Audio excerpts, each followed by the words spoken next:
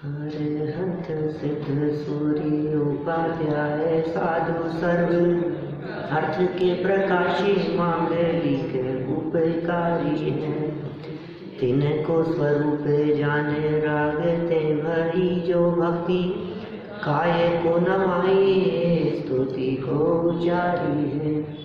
धन धन तिन्हि ते काज सब आज भये कर जोड़े बारे बारे वंदना हमारी है। मंगल कल्याण सुख ऐसो हम चाहते हैं। हो मेरी ऐसी दशा जैसी तुम्हारी है। हो मेरी ऐसी दशा जैसी तुम्हारी है। हो मेरी ऐसी दशा जैसी तुम्हारी। क्षत्र चूड़ामणि नामक यह ग्रंथ और जीवनधर स्वामी का जन्म तो हो ही गया था। शमशान में नगर सेठ गंधोत्कट उसे लेने के लिए आ गए। लिया भी लेकर के जाते समय बालक का नामकरण भी हो गया। कुछ शब्द पीछे से सुनाई दिए, जीवित रहो चिरंजीव, चिरकाल तक जिंदा रहो। तो जो जीवित रहे, जो जीवन को धारण करने वाला हो, वो जीवनधर नाम से प्रसिद्ध हुए। जीवक या जीवनधर इसका नाम रख दिया गया। सेठ मृत बालक को वहाँ छोड़कर और नए भाग्यशाली इस जीवनधर कुमार को साथ में लेकर वहाँ से प्रस्थान कर गए। देखो कैसी परिस्थितियाँ बनती है। अवधि ज्ञानी मुनिराज थे। अवधि ज्ञानी मुनिराज ने पहले से ही यह बात बता दी कि ये घटना घटने वाली है। अवधि ज्ञान अपनी सीमा में रह कर के भविष्य को जान ही लेता है। जिन भविष्य की बातों को जाना जाता है, क्या उन भविष्य की बातों में परिवर्तन संभव है? यदि परिवर्तन ही हो जावे तो फिर जानी हुई बात ही झूठी हो जाए। सेठ गंधोत्कट, उसकी जितनी भी संतानें होती थी सब मरी हुई पैदा होती थी। मुनिराज को ये समस्या बतलाई।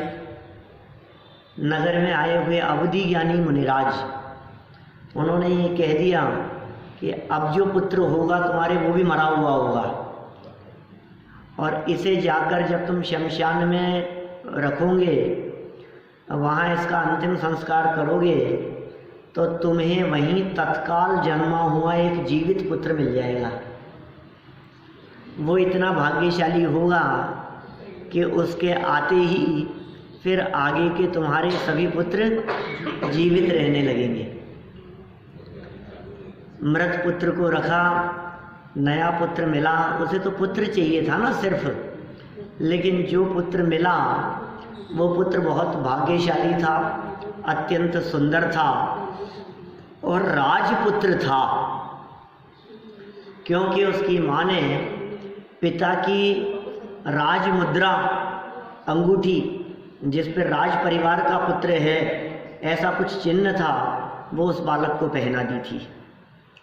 जैसे ही सेठ गंधोत्कट ने अपने हाथ में उस बालक को लिया, तुरंत वो इस बात को पहचान गया कि ओहो, यह तो राजपुत्र है। इसका लालन पालन भी उसी प्रकार किया जाना चाहिए। पुत्र को लेकर सेठ अपने घर की तरफ बढ़ गया और अपनी पत्नी माने सेठानी को उसने पुत्र समर्पित किया। यहाँ से बढ़ रही है कथा आगे। पेज नंबर 114 और 98 नंबर का श्लोक है। श्लोक नंबर 98। सेठानी को बालक सौंपना। अमृतं सुनुं ज्ञानात् संस्थितं कथमभ्यधा इति क्रोध्यं स्वभार्यायै सानन्दोऽयमदात्सुतम्। इसके पश्चात घर जाकर अपनी स्त्री पत्नी पर क्रोध करते हुए आनंद सहित गंधोत्कट ने पुत्र को सौंप दिया और पत्नी से कहा, नहीं मरे हुए बालक को अज्ञान से तुमने मरा हुआ कैसे कह दिया? क्या माने उससे छिपाई ये बात, कहा कि फिर मरा हुआ, तुमने मरा हुआ कैसे कह दिया? ये तो नहीं मरा हुआ है, ये बालक तो जिंदा है। ऐसा कहकर के गुस्सा करते हुए उसे आनंद से सौंप दिया। चेहरे में फर्क, तत्काल जन्मे हुए बच्चों के चेहरे में क्या फर्क दिखेगा आपको? क्या? और मरे हुए पूत का कौन देखे चेहरा? वो तो मरा हुआ जन्मा है, कुछ हलचल नहीं दिखाई दे रही है, और कितने पुत्र पहले मर चुके हैं, क्या शक्ल देखें? ये तो ले जाओ इसको, तो मरा हुआ है। हाँ और क्या, मरा हुआ जन्मा है, भेज दिया उसको।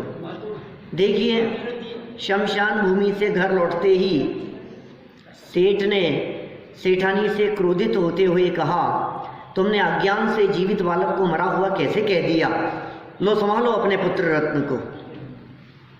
विशेषार्थ, प्रत्येक माँ के हृदय में अपने बच्चों के प्रति अत्यधिक स्नेह होता है, किंतु जितना अपने बच्चों के प्रति होता है उतना दूसरों के बच्चों के प्रति नहीं। ये सच्चाई है। इस मनोविज्ञान को सेठ अच्छी तरह जानते थे, अतः वस्तु स्थिति को छिपाकर कृत्रिम क्रोध करते हुए राजपुत्र को सेठानी के हाथ में सौंप दिया और मन ही मन अत्यंत आनंदित हुए।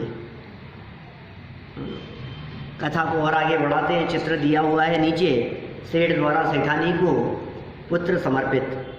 फिर पुत्र पाकर सेठानी का आनंदित होना।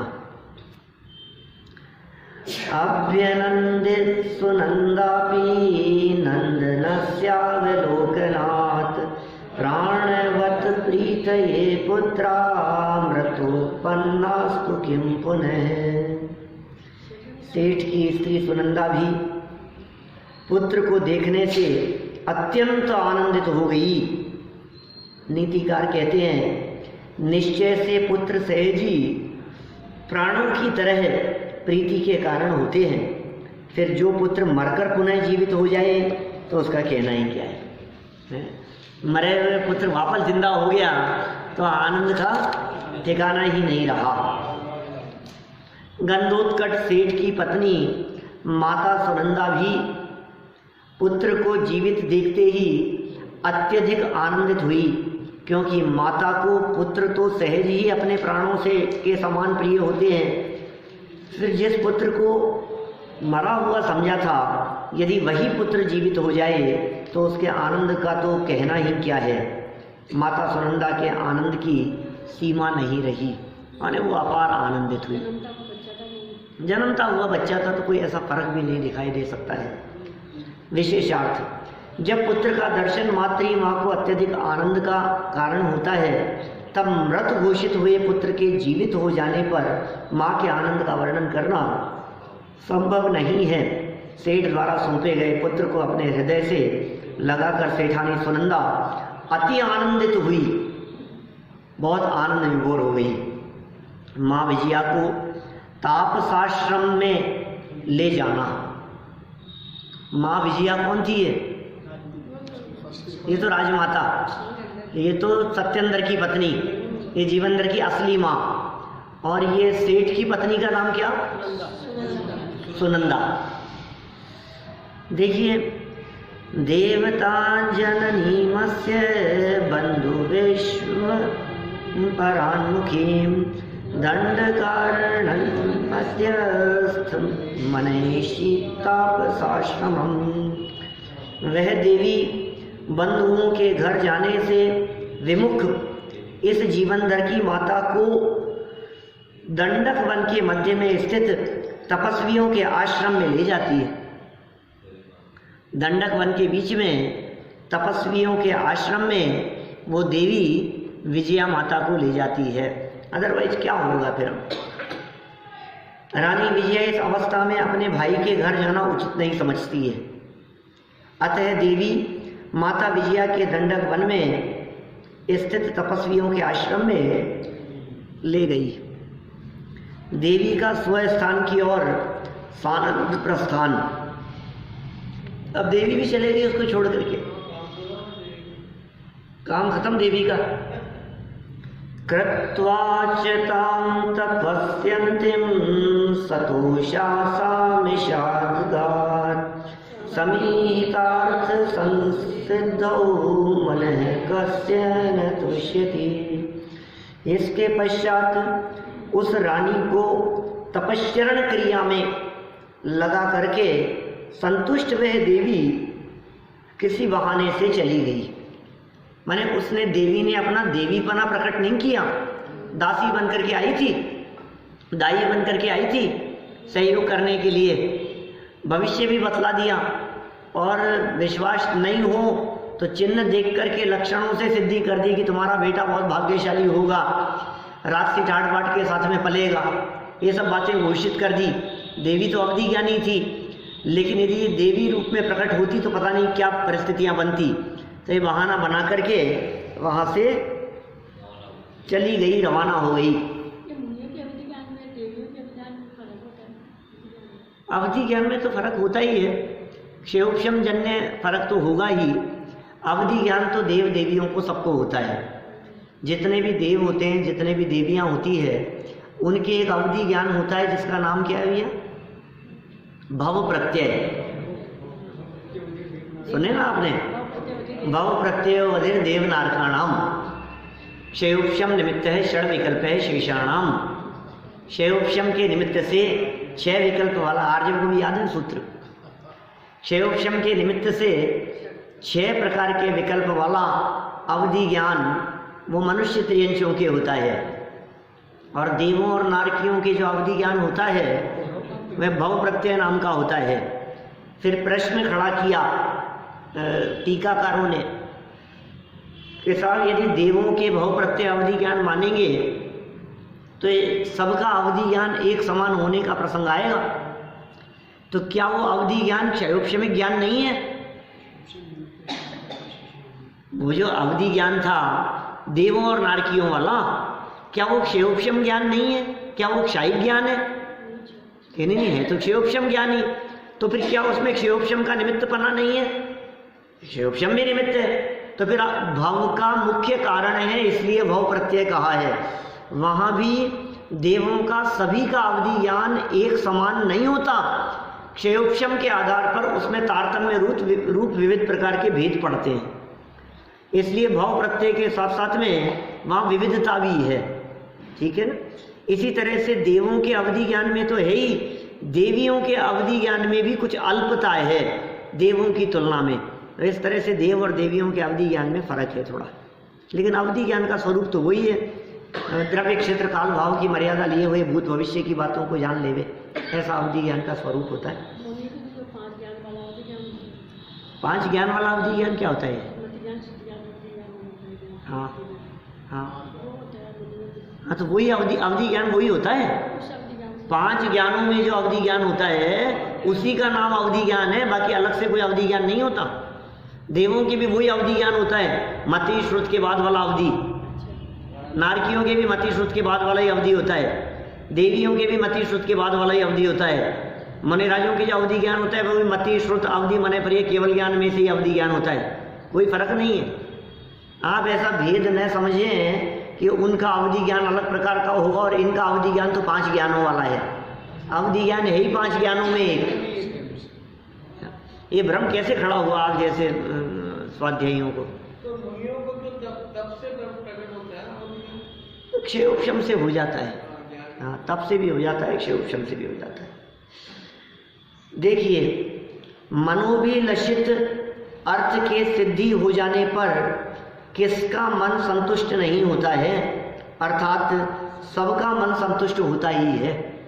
कितनी सुंदर बात कही है। ये नीतिकारों की नीतियां हैं एक प्रकार से। अत्र है नीति कह करके वचन कह रहे हैं। मनोभिलषित, मन में जिस कार्य को करने की अभिलाषा थी वो कार्य हो जाने पर किसका चित्त प्रसन्न नहीं होता है? आपको किसी कार्य को किसी के द्वारा किए जाने की उम्मीद नहीं थी, फिर भी आपने वो कार्य उनको करने के लिए कह दिया, तो वो हो जाने पर आपका चित्त प्रसन्न नहीं होता। अपने बालक को भी यदि किसी काम के लिए कह दो, करता नहीं है वैसे कुछ भी, आपने कह दिया और मान लो वो दौड़ करके वो काम करे तो आपका चित्त प्रसन्न नहीं हुआ? अरे यार मजा आ गया यार, ऐसा होता है। आपने किसी काम के लिए कह दिया कि ये काम करो, छोटा सा ही काम हो भले ही, किसी काम को समझ लो आप घर के नीचे से कुछ लाना है कि घर के अंदर कोई काम करना है, कुछ भी XYZ, छोटा सा भी काम करने को कही और वो काम हो गया तो चित्त में कितनी प्रसन्नता होती है। कहने पर होने वाले काम में प्रसन्नता ज़्यादा होती है और बिना कहे कर दिए वाले काम को कुछ गिनता ही नहीं है व्यक्ति। क्या कहने पर यदि छोटा सा 4 कदम से भी दौड़ करके काम कर दिया तो प्रसन्नता है, और बिना कहे किलोमीटर दूर से भी कोई काम कर लिया गया तो प्रसन्नता नहीं। ये कह रहे हैं नीतिकार, ये कह रहे हैं मनोभिलषित अर्थ के हो जाने पर, सिद्ध हो जाने पर किसका मन प्रसन्न नहीं होता? सहज ही मन प्रसन्न होता है। कौन संतुष्ट नहीं होता? सभी संतुष्ट होते हैं, सबका मन संतुष्ट होता है।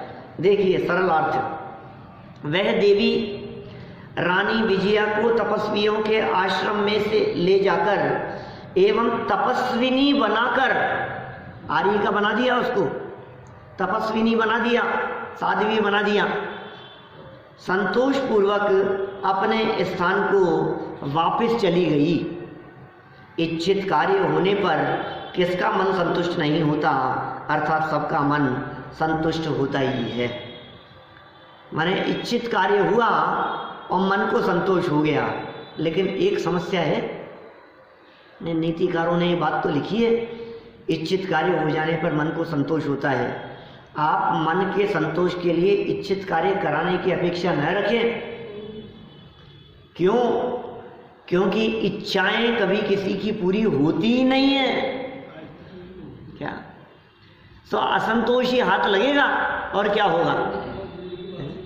ये बात तो सत्य है कि इच्छित कार्य हो जाने पर संतोष होता ही है, ये तो सही है बात, लेकिन इच्छित कार्य हो ही हो ऐसा भी तो नहीं है।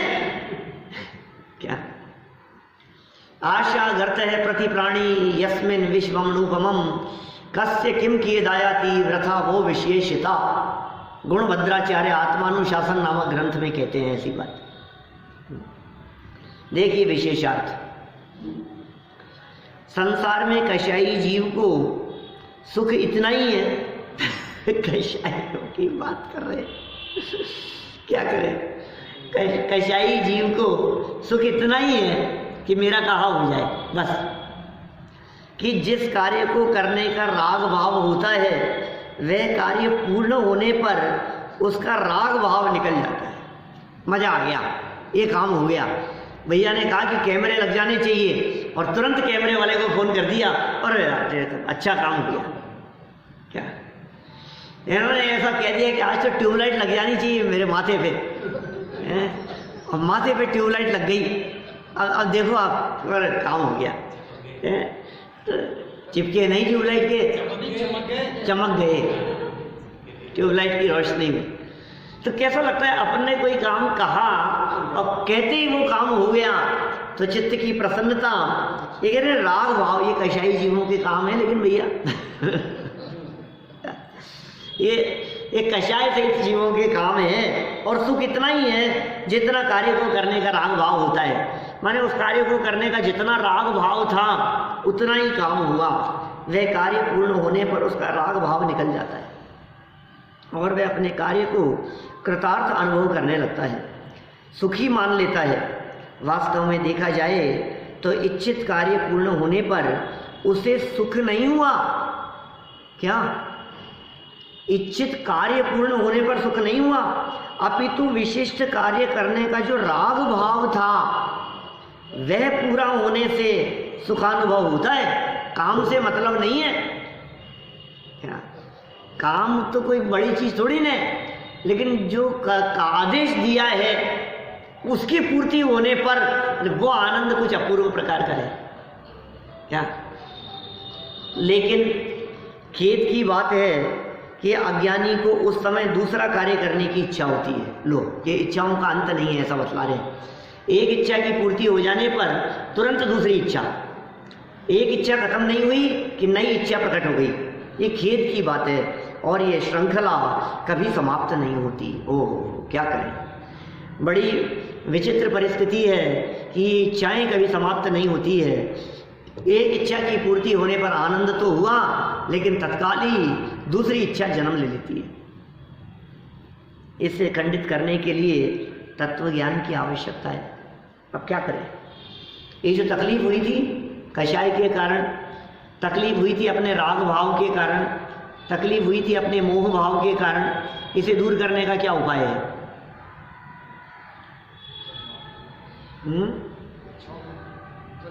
तत्व ज्ञान, तत्व ज्ञान। जनवाणी क्या कह रही है? ये तत्व ज्ञानी उपाय है, वस्तु स्वरूप विचार, इसके अलावा दूसरा कोई उपाय नहीं है। हाँ, वस्तु स्वरूप विचार खुशी से सब दुख संकट सहा करे, कोई है ही नहीं कोई और कोई उपाय।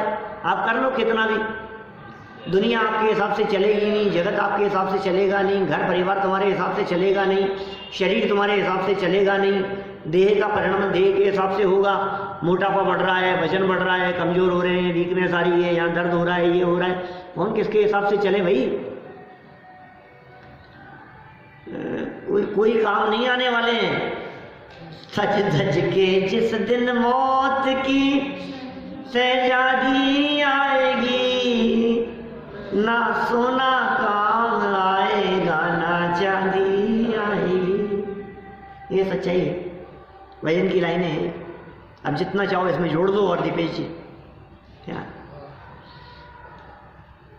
कि जितने भी जोड़ना चाहो, बहुत सारे दिमाग में शब्द घूम रहे हैं, रहने दो।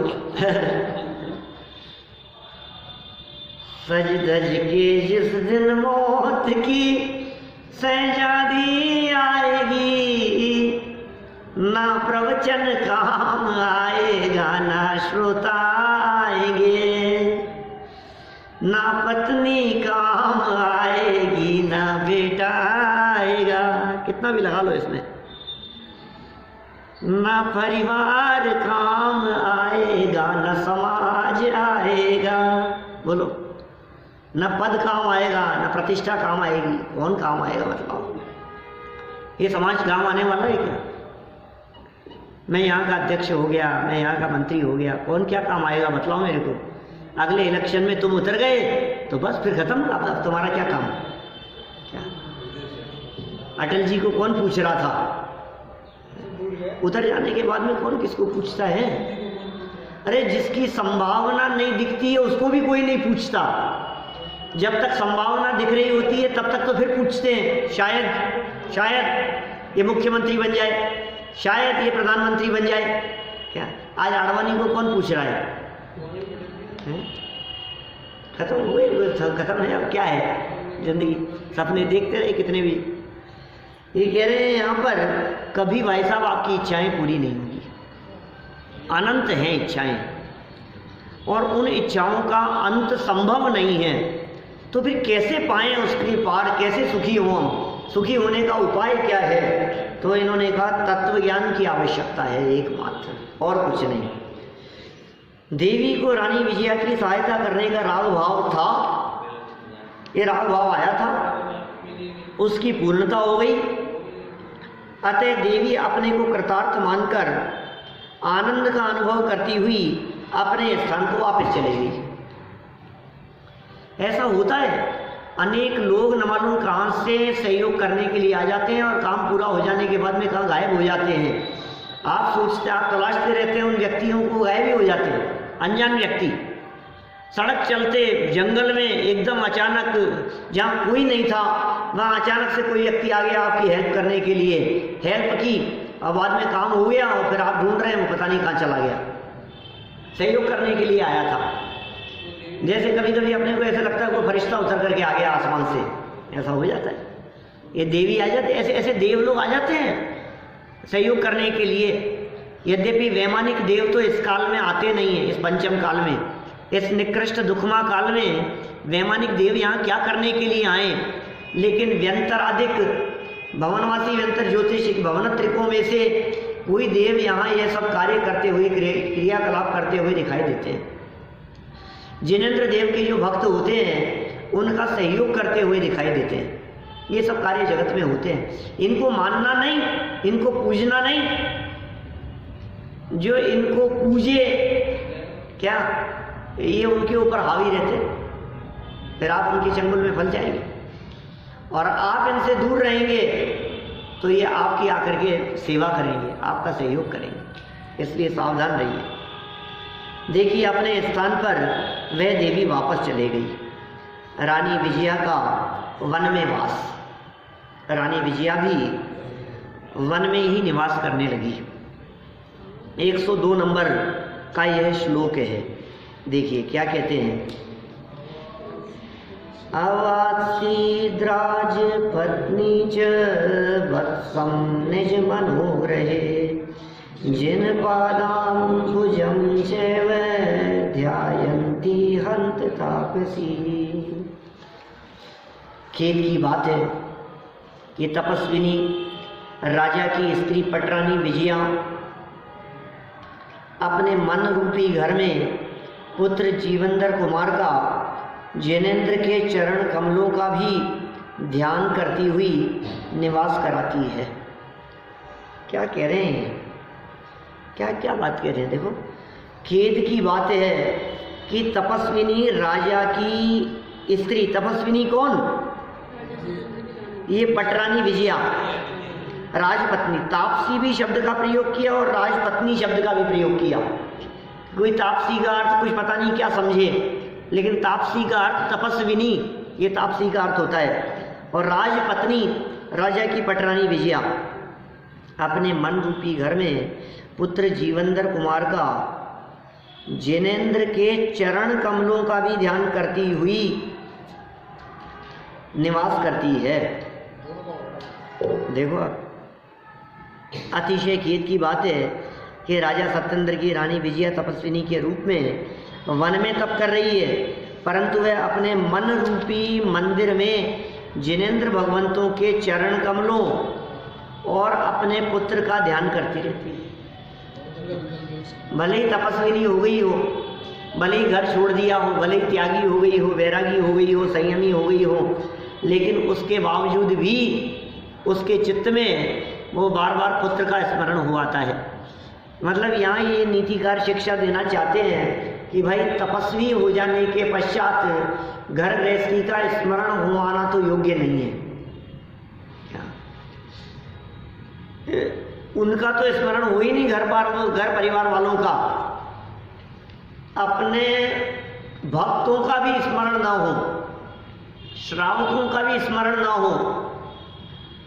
माने यदि श्रावकों के प्रति भी स्नेह रखे कोई मुनि होकर, त्यागी होकर, तपस्वी होकर, तो उनके लिए बहुत कठोर शब्दों का प्रयोग किया है। हम उन शब्दों का प्रयोग कर नहीं सकते। ऐसे शब्दों का प्रयोग अष्टपाहुड़ नामक ग्रंथ में आचार्य कुंद स्वामी ने किया है। वे तो मुनि थे ना, वे कर सकते थे, ऐसे कठोर शब्दों का प्रयोग किया है। श्रावकों में शिष्य गण में नेह रखते श्रवण जो हीन विनयाचार सेवे। मुनि नहीं है, बोलो। ऐसे कठोर शब्दों का प्रयोग उनके लिए कि वो मुनि का वेश धारण करके भी मानो त्रियंच जैसे हों, ऐसा कह दिया उन्होंने। किन के लिए? श्रावकों में, अपने शिष्य गण में जिनका स्नेह वर्तता हो, उनके लिए ऐसे कठोर शब्दों का प्रयोग किया है। हमारी प्रीति नहीं बढ़ेगी। किससे संबंध बढ़ाने हैं कि संबंध तोड़ने हैं, पहले ये नक्की करो। ये घर परिवार के ये सब संबंध पहले ही बहुत थे, ये सब जंजाल थे ना। इन सब संबंधों को तोड़कर तो दीक्षा ली, सारे संबंध तोड़कर। जब घर गृहस्थी में थे तो बहुत सीमित परिवार था, 2-4 खुद भाई बहन थे, 2-4 माता पिता के भाई बहन थे, इतना ही तो है। और परिवार कितना होता है?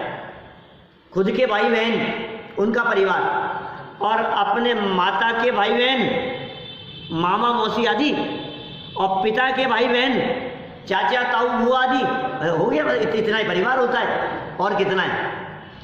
तो कितना सा था परिवार, खुद के और माता पिता के भाई बहन आदि। अब छोड़ने के बाद किस किस से संबंध हो गया? बोलो।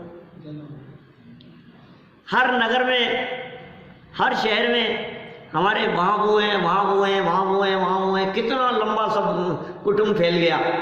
तो ये क्या किया आपने? आपको तो सीमित करना था, ये आप क्यों फैला रहे हो? जितने ज़्यादा जिसके संपर्क होते हैं वो उतना ज़्यादा आकुलित व्याकुलित रहता है, उसके निराकुल होने के चांस उतने कम होते हैं।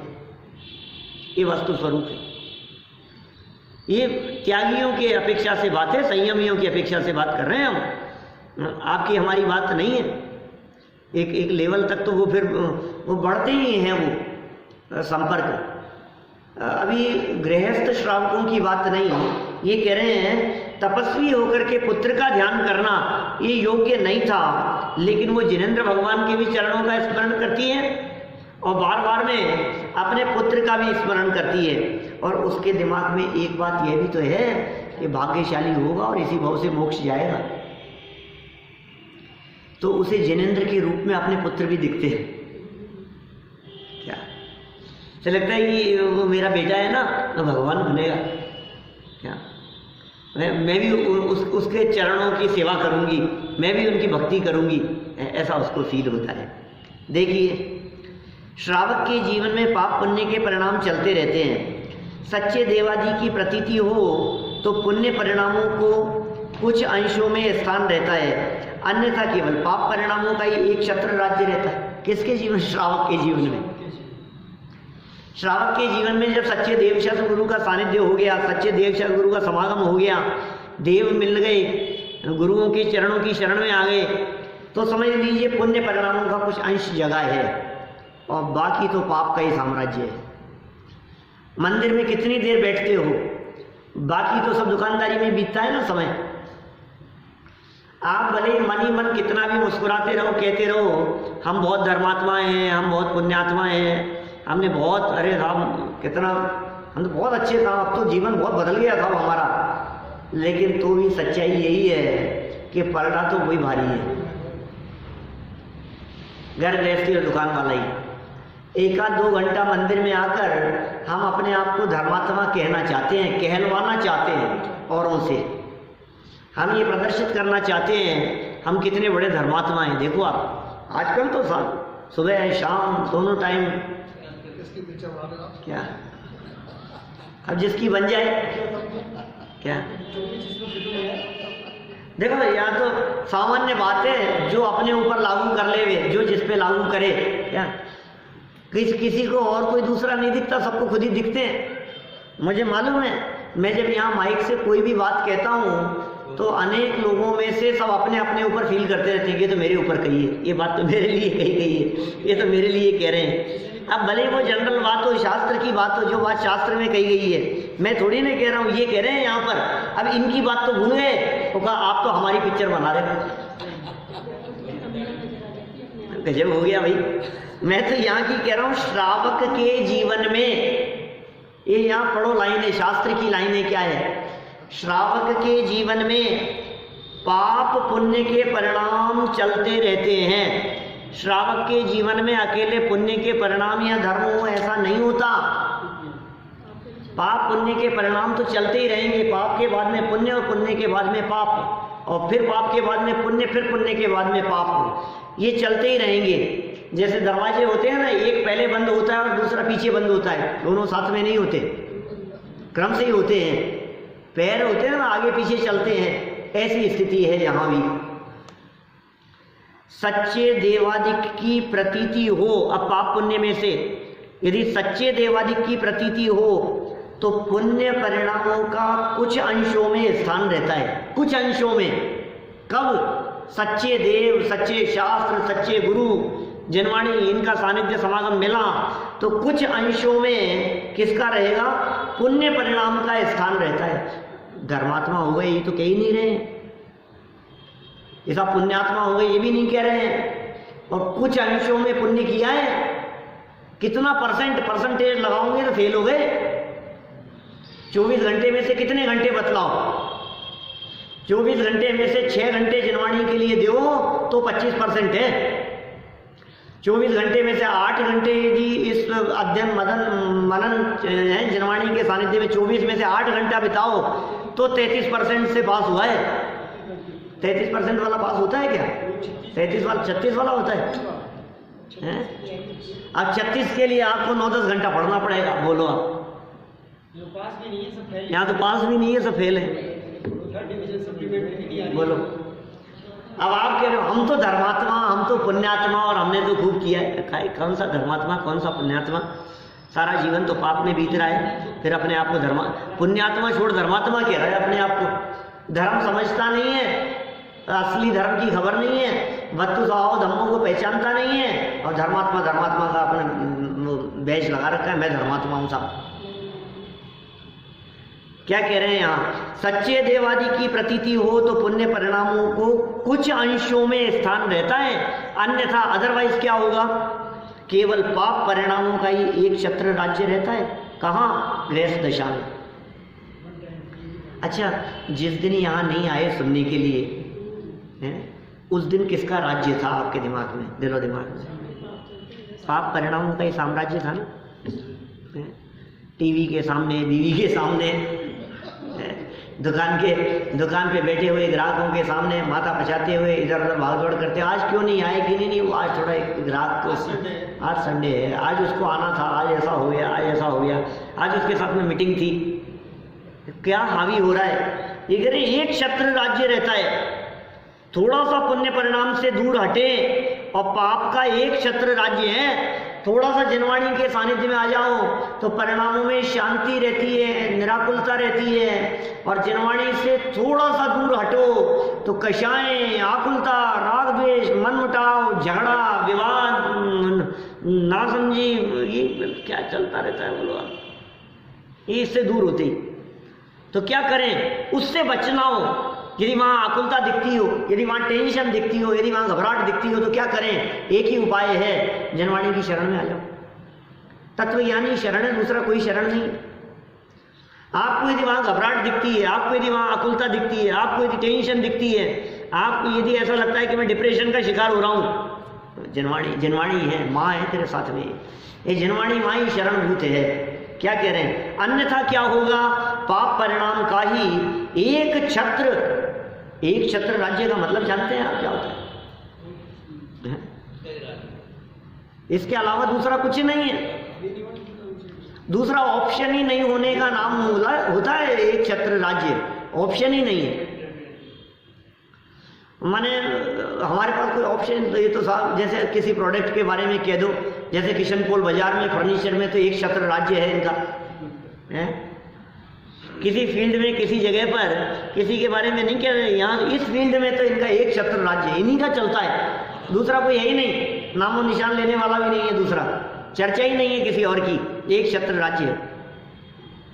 देखिए, रानी विजया के ज्ञान ध्यान के विषय दो ही रह गए हैं, एक तो जिनेंद्र भगवंतों के चरण कमल और दूसरा स्वपुत्र, ये दो ही रह गए उसके चिंतन के विषय।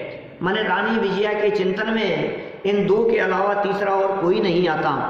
आंखों के सामने पुत्र नहीं है तब भी उसका ज्ञान ध्यान बना ही रहता है। बोलो, सामने होने की जरूरत थोड़ी ना होती है, सामने नहीं होवे तो भी उसका ज्ञान बना रहता है, सामने नहीं होवे तो भी उसका ध्यान बना रहता है। इसका अर्थ यह हुआ कि जीव को जिसकी महिमा और रुचि होती है उसका ज्ञान ध्यान वह करता ही रहता है। लो, रुचि अनुयायी मेरी कह दिया, फॉर्मूला बतला दिया यहाँ। इंद्र साहब हमें तो बहुत रुचि है, ये कह रहे हैं जिसकी महिमा आती है, जिसकी रुचि होती है उसका ज्ञान भी करता है, उसका ध्यान भी करता है। आपको किसकी रुचि है? किसकी रुचि है आपको? जनवाणी की, पढ़ने की? सब यहाँ तो ऐसी बातें करें, क्या साहब तोलिया जी, ऐसी बातें करते हैं यहाँ तो ऐसी बातें करते हैं ना। किसकी रुचि है बतलाओ? अभी आपकी तनख्वाह डबल करके कोई दूसरा व्यक्ति कहे कि आप हमारे यहाँ आ जाओ और समय भी तुम्हारे को 2 घंटा कम देना पड़ेगा और तनख्वाह डबल, तो क्या करो? इधर से उधर चले जाएंगे, एक जगह से दूसरी जगह चले गए हम। जिसकी रुचि उधर का पुरुषार्थ, आपका पुरुषार्थ अध्ययन के लिए, इसका मतलब आपकी अध्ययन की रुचि है। आपका पुरुषार्थ यदि बार बार टीवी चलाने की तरफ है तो इसका मतलब आपकी रुचि उधर की तरफ है। आपका पुरुषार्थ यदि बार बार मोबाइल देखने के लिए है तो आपकी रुचि उधर की तरफ है। आप यदि दुकान पर जाते ही आपका मन ललचाता है, ये देख लो, ये ले लो, तो इसका मतलब आपकी रुचि उधर की तरफ है। जनवाणी जहाँ मिल रही हो वहाँ खड़े होकर यदि शास्त्र देख रहे हैं तो इसका मतलब आपकी रुचि उधर की तरफ है। आप जिधर की रुचि होगी उधर जाएगा। आपको यदि सुनने की रुचि और आपके कदम यदि मंदिर की तरफ बढ़ते हैं तो आपकी रुचि इधर की तरफ है। लेकिन किंचित रुचि दिखाई देती है, बाहुल्यता तो विषय कषाय की है, क्योंकि दिन भर तो उस विषय कषाय की तरफ ही दौड़ते हुए दिखाई देते हैं। ये इन्होंने यहाँ सच्चाई का चित्रण कर दिया। जिस जीव को जिसकी महिमा रुचि होती है, जिसको जिसकी महिमा होती है, उसका ज्ञान भी और उसका ध्यान भी वह करता ही रहता है। तो रानी विजया की रुचि का विषय भी राजा भी थे, माने जिनेंद्र भी थे, और राजा बनने वाले जीवनधर स्वामी भी, जीवनधर भी और जिनेंद्र भी, ये दोनों ही उसकी रुचि के विषय थे। इसलिए उपयोग बार बार में उधर ही चला जाता था। तो इस तरह ये थोड़ी बहुत बात की अपन ने। कल इस विषय को थोड़ा और आगे बढ़ाते हुए जितना संभव हो सकेगा उतना आगे तक चलाएंगे। तो महावीर भगवान ने की